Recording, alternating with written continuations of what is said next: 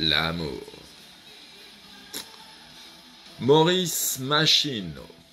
Les hommes sont prêts à tout pour faire l'amour, y compris aimer.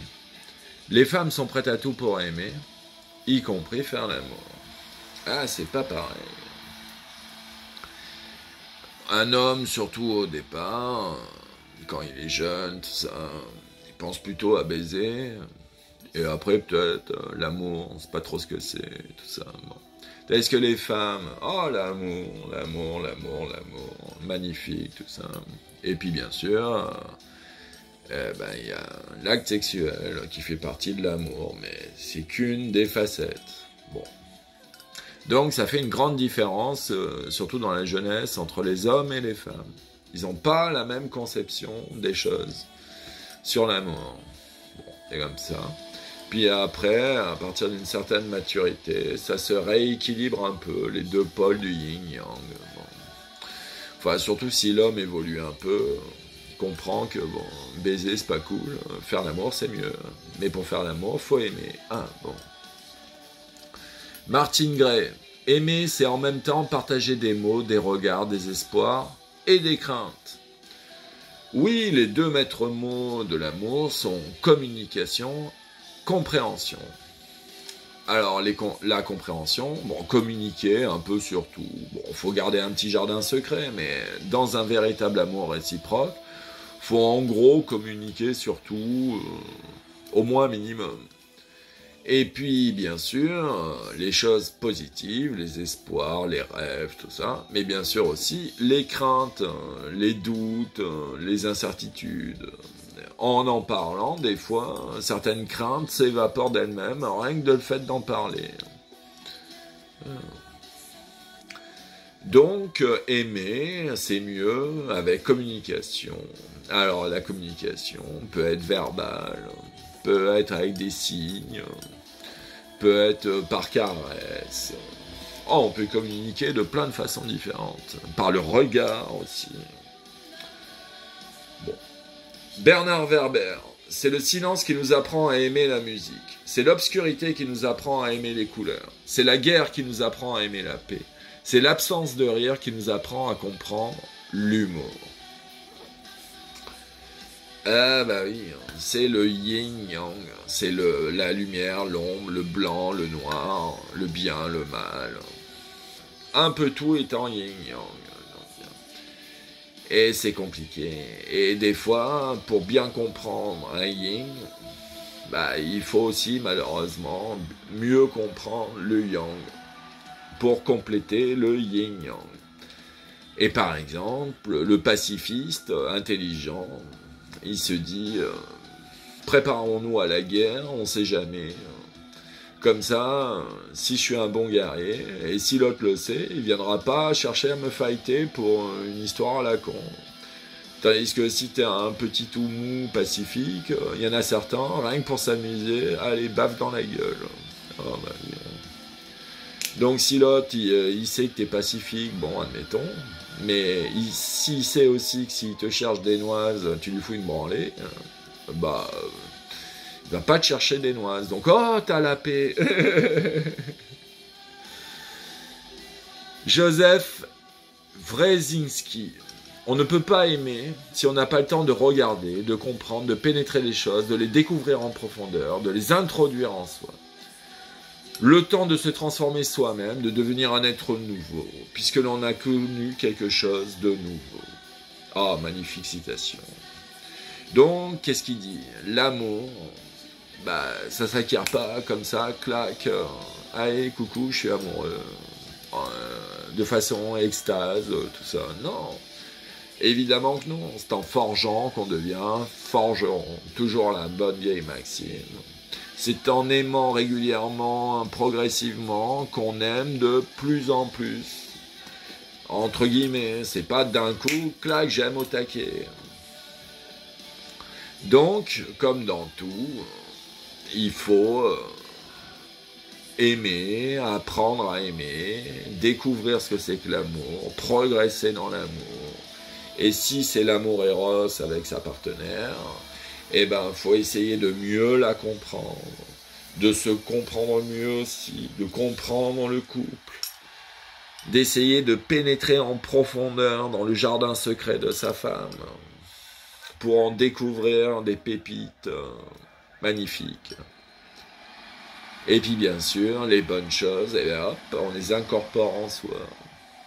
Donc forcément, l'amour transforme un être, s'il aime vraiment, d'un amour réciproque, ça, comme une belle fleur qui s'épanouit, comme un beau pan qui fait sa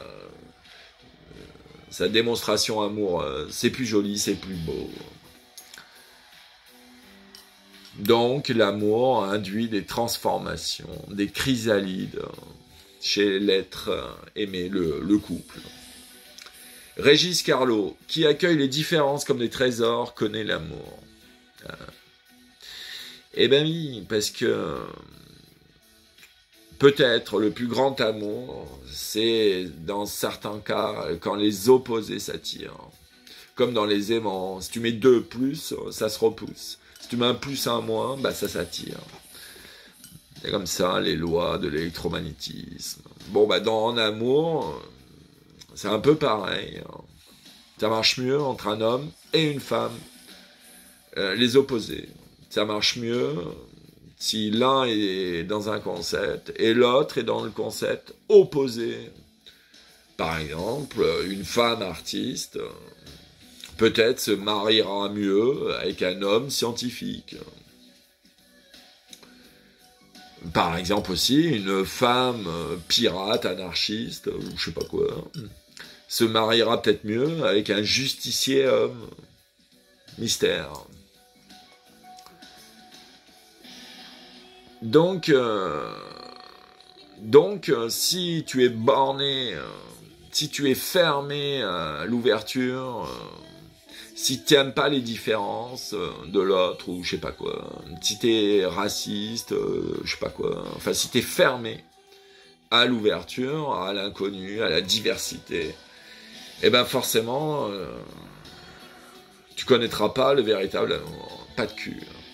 En revanche, si tu comprends que diversité est source de richesse, que dans la différence naît plein de choses magiques parfois, et ben alors là, tu as beaucoup plus de chances de connaître l'amour, de rencontrer un homme ou une femme opposé à toi. Et en fusionnant dans le couple, cette alchimie te procure un amour réciproque savoureux. Elisabeth Kubler-Ross, les personnes les plus formidables sont celles qui ont connu l'échec, la souffrance, le combat intérieur, la perte et qui ont surmonté leur détresse. Ces personnes ont une sensibilité, une compréhension de la vie qui les remplit de compassion, de douceur et d'amour.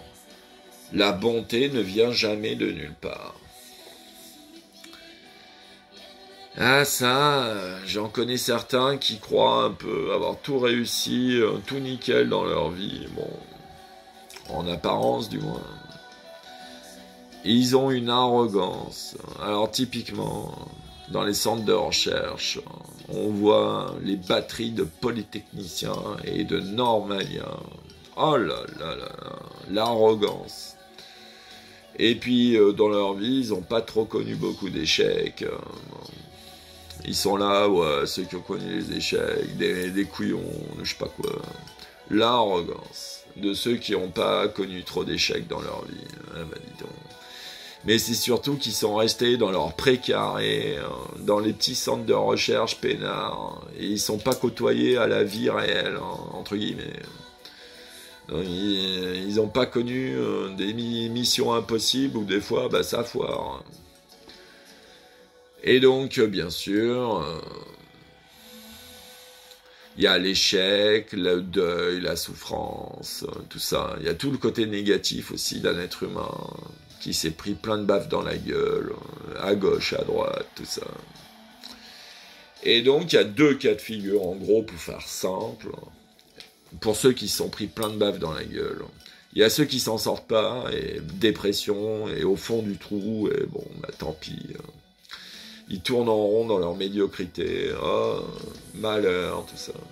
Et puis il y a ceux qui, bon, sont tombés dans plein de trous, je sais pas, sont pris plein de baffes dans la gueule, Et puis au bout d'un moment, ils sont sortis du trou et ils sont repartis de plus belle.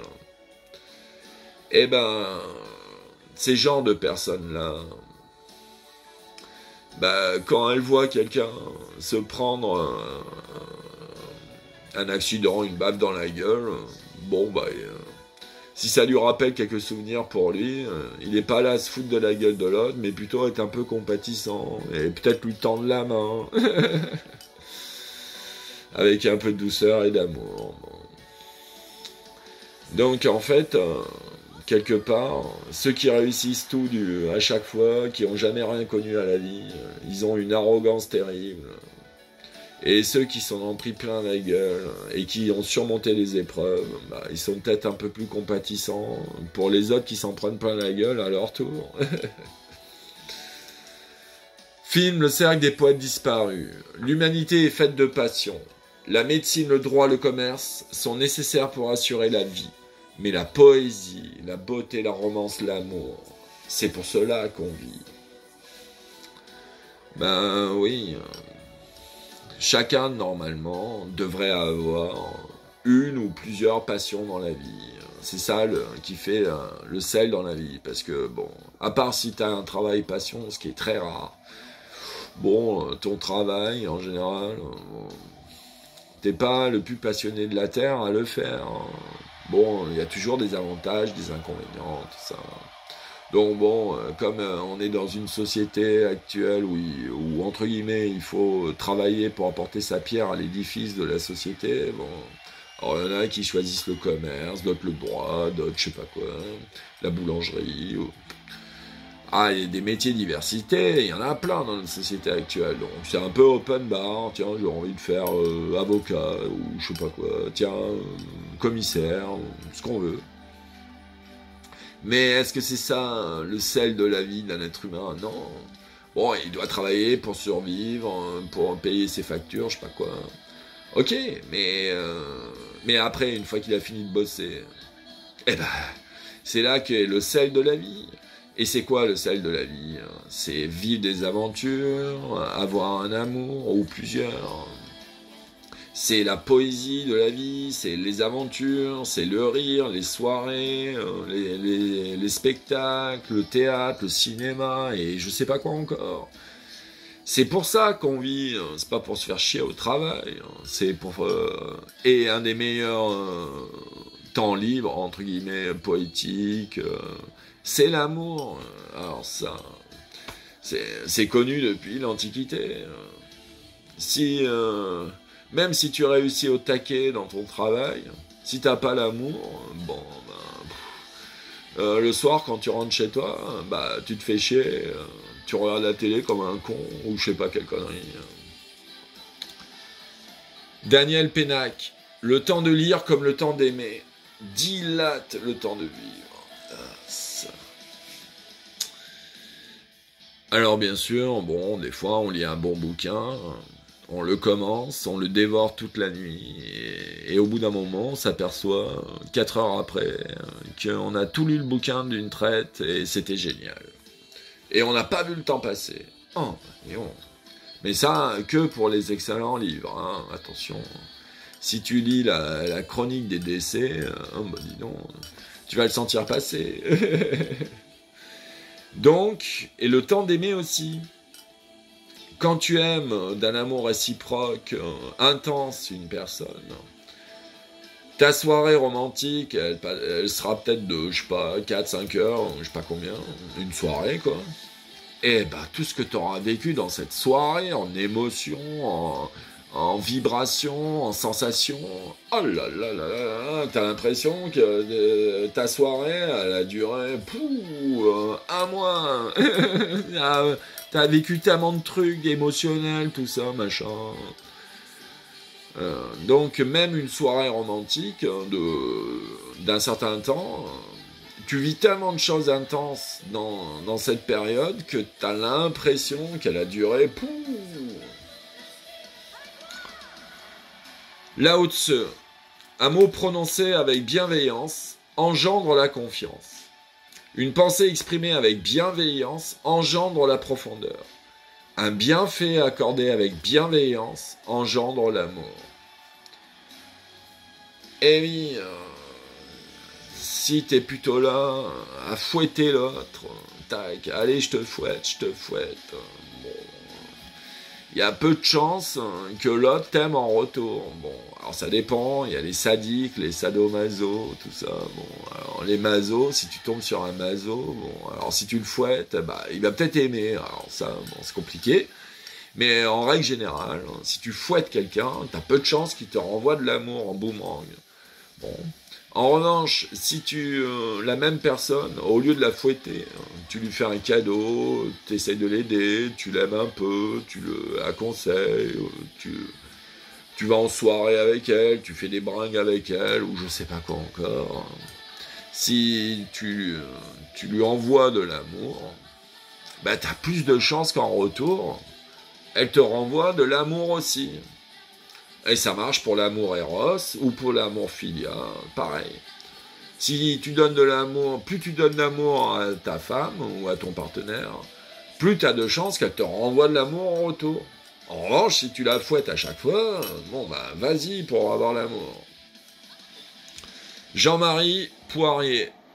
On ne peut aimer deux êtres de façon identique, ni le même être de façon constante. Nous sommes humains, et tout ce qui est humain varie, même à l'intérieur de la fidélité. Ça, dans l'amour, on sait très bien, quand on est expérimenté, que dans l'amour, il y a des hauts et il y a des bas. Ah bah ça.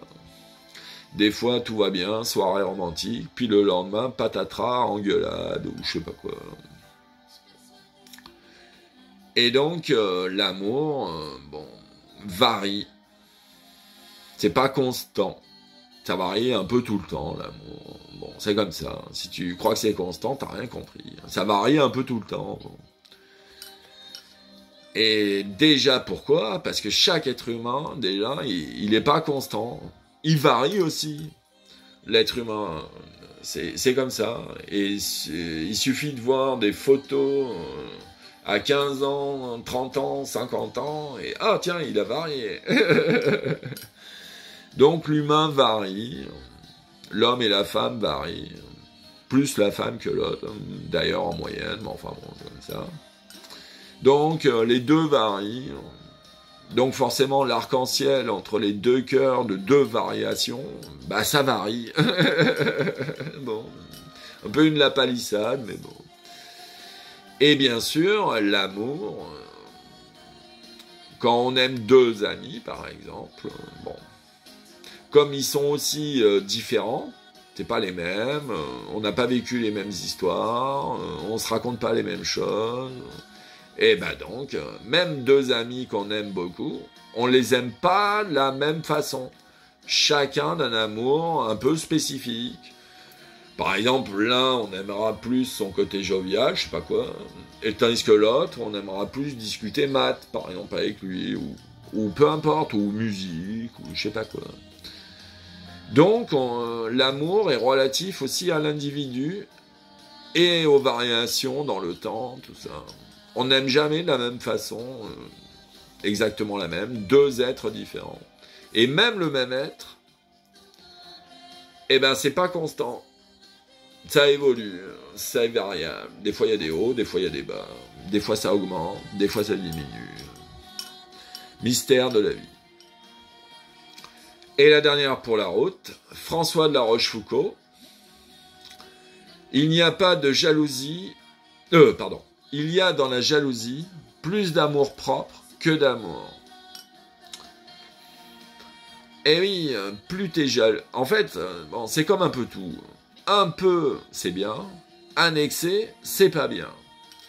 Donc bon, un peu de jalousie, un soupçon de jalousie. Bon, ça peut mettre un peu de piment de sel dans le couple, mais un soupçon. Hein. Et pourquoi? Parce que, enfin, ceux qui sont excessifs en jalousie, ceux qui veulent que leur femme, leur homme, ne voit pas d'autres personnes, sinon, oh là là, il pourrait la draguer ou je sais pas quoi, elle pourrait se barrer avec lui ou je sais pas quoi. Donc, en général, les excessifs en jalousie enferment leur princesse dans leur donjon doré, prison dorée. Super, ils sont tellement jaloux qu'ils enferment leur princesse. Ah bah dis donc. Et donc c'est quoi ça? Est-ce que tu fais vraiment confiance à l'autre? Est-ce que tu l'aimes vraiment pour l'emprisonner? Qui c'est que t'aimes le plus, toi ou elle? Et ben donc c'est toi-même que t'aimes plus. Parce que si tu l'aimais plus elle, tu voudrais qu'elle soit libre, qu'elle vive des aventures rigolotes, qu'elle aille au cinéma sans toi, elle fait je sais pas quoi, va chez ses copines. Donc en fait, si tu l'aimes vraiment, tu veux aussi qu'elle soit libre de vivre des choses, de s'amuser avec ses copines sans toi, ou je sais pas quoi, d'aller dans un bar avec un homme pour discuter boulot, ou je sais pas quoi, sans que tu sois là, mon Dieu. Faut aussi, dans l'amour, avoir une certaine confiance en l'autre. Voilà.